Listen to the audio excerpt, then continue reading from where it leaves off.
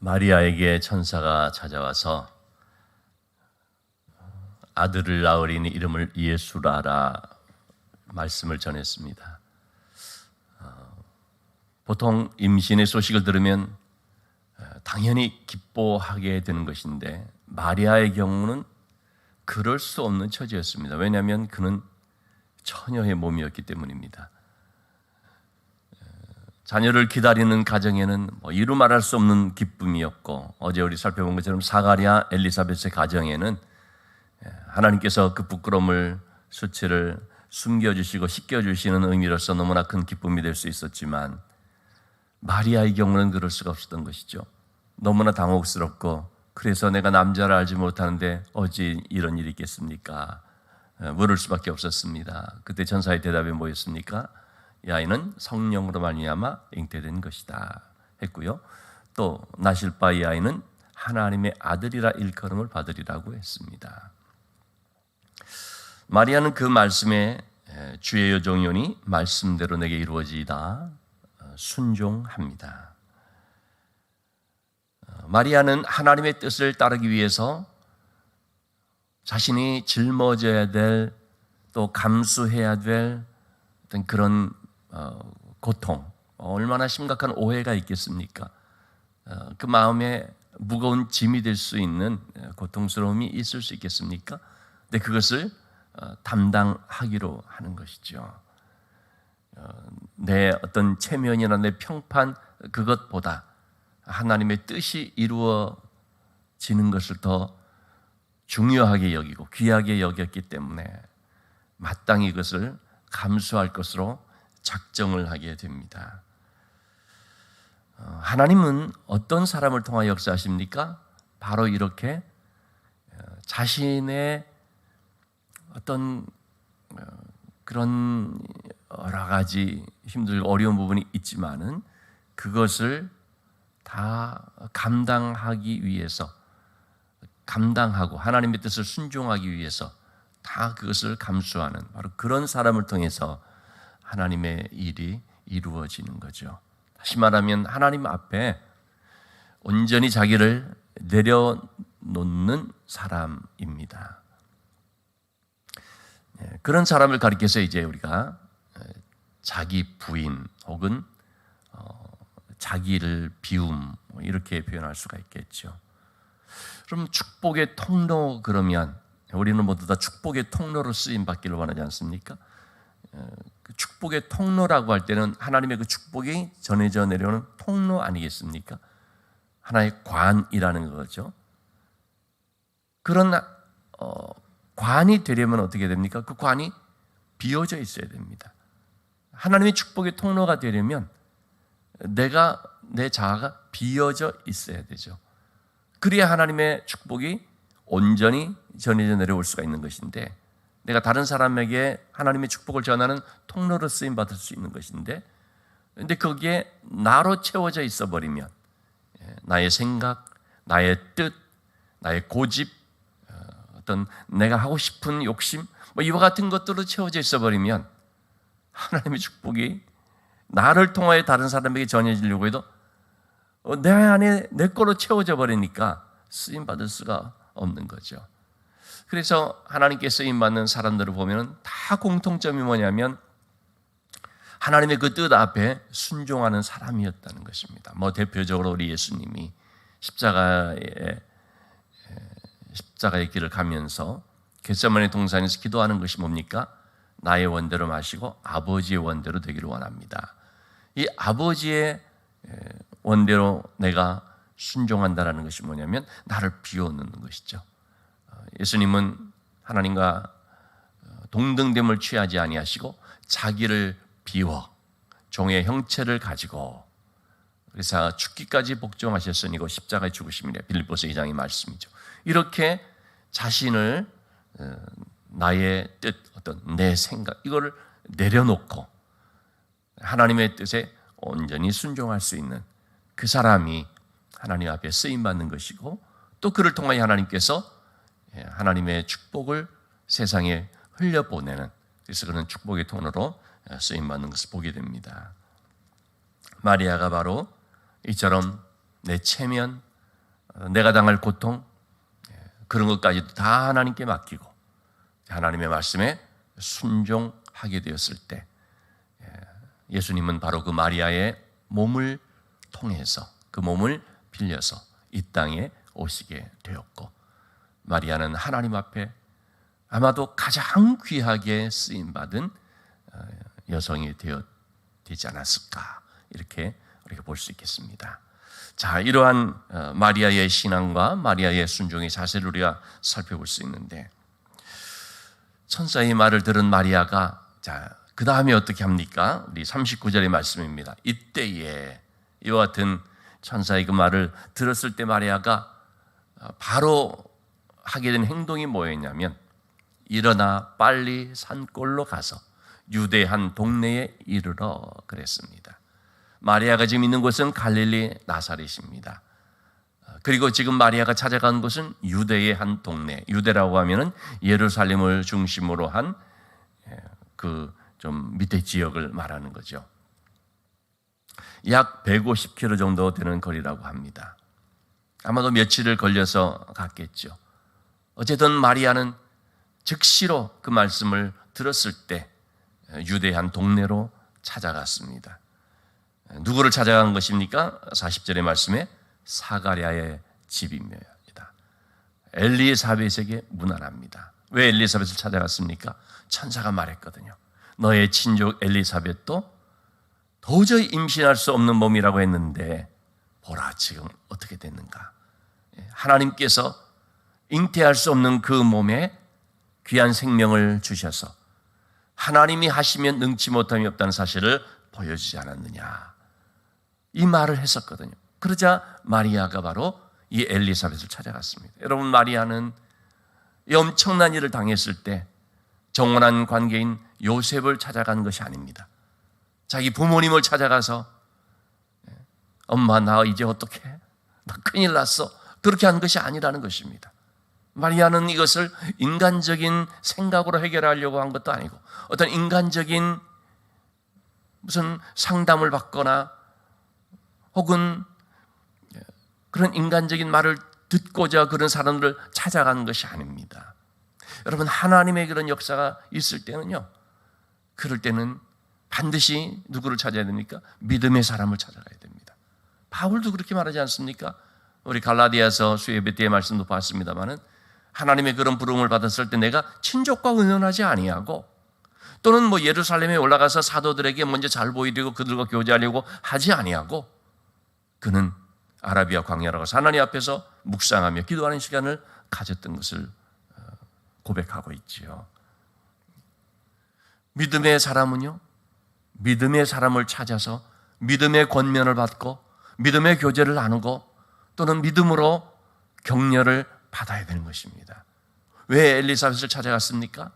엘리사벳은 하나님께서 그런 은혜를 주실 수 있는 믿음의 사람이었기 때문이죠. 기도의 사람이었기 때문입니다. 하나님의 은혜를 아는 자였기 때문입니다. 여러분, 우리가 누구를 찾느냐는 건 굉장히 중요한 문제입니다. 어떤 상황 속에서 누구를 찾느냐에 따라서 그 사람이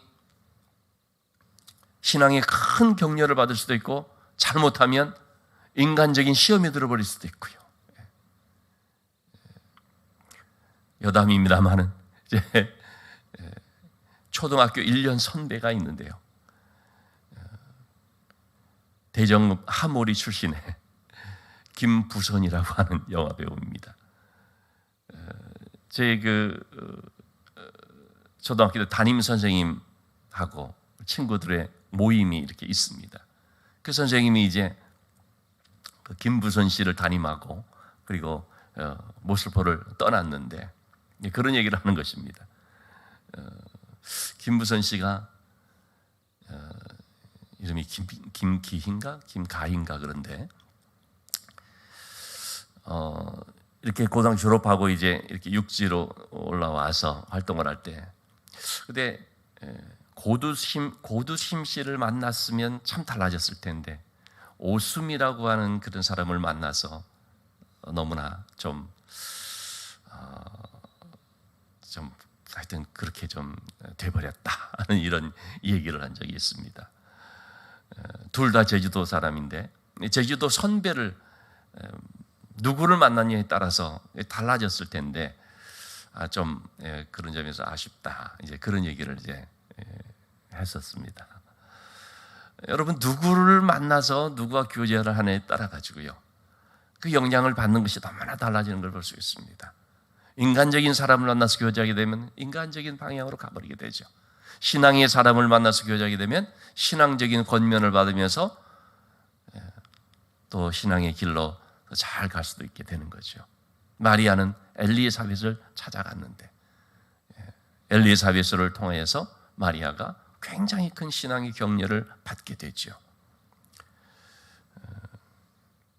자, 그래서 엘리사벳은 마리아의 문안을 받고 어떻습니까? 41절의 말씀에 보니까 성령의 충만함을 받아서, 성령의 충만함을 받아서 마리아가 오는 것을 보는데 벌써 마리아를 딱 맞아들이는 순간 복중에서부터 이 태의 아이까지 뛰어놀면서 성령으로 충만함을 받았다는 것입니다. 그러니까 엘리사벳은 어떤 사람입니까? 성령의 은혜가 임하는 사람이었던 것이죠. 한마디로 영적인 사람이었다고 볼 수가 있습니다. 인간적인 사람을 만났으면 어떻게 했겠습니까? 더 큰일 났다. 너 어떡하냐 이제. 꽃다운 그 나이에 잘못하면 미혼모라는 이름을 쓰게 되고 참 걱정이다. 뭐 이런 식으로 얘기를 듣게 되면 그러면은 그나마 신앙을 가졌던 사람도 그 마음에 그냥 쿵 하고서 뭔가 무거운 어떤 돌덩이가 탁 내려앉는 것처럼 그런 걱정, 근심, 고민으로 또는 믿음으로 응답을 했었는데도 하나님 나한테 왜 이러세요? 뭐 이런 식이 되어버릴 수가 있지 않습니까? 인간적인 사람을 만나면 그런 반응을 갖게 된다는 것이죠. 그러나 엘리사벳은 성령 충만함으로써 성령의 사람으로서 마리아를 맞아 준 거죠. 그렇기 때문에 그는 뭐라고 말하냐면 42절의 말씀에서 여자 중에 내가 복이 있도다.